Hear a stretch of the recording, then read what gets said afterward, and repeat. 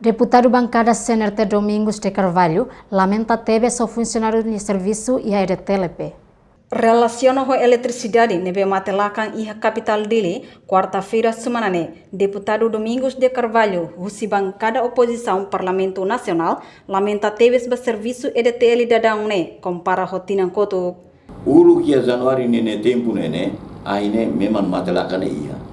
Mas be antes de atu matelakan, mos foi aviso ona para parte sercelo nebe mak ari nebe mak ayatu mate nene, ema foi avisa para malu para emene sasar eletrônico serne desliga teutona desliga televisão na se ser nonton mos hamate dia para antes de tirar do hamate nene la bela feta vale vai ser nenia sasar eletrônico serne queima tudo. Agora sai vai acontecer agora da de repente mate, de repente morre, de repente mate, de repente morre. Emene sasar muito quase lá aproveita. Ida nem maga agora da nem lá ela.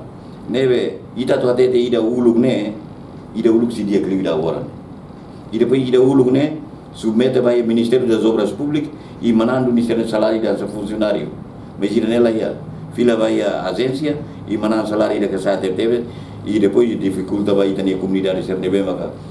Deputado Rusuba Ministério Obras Públicas toma atenção para a instituição Estado, nível facilita serviço atendimento de dia. Reportagem Melda Fátima Celestina fala televisão Timor Post.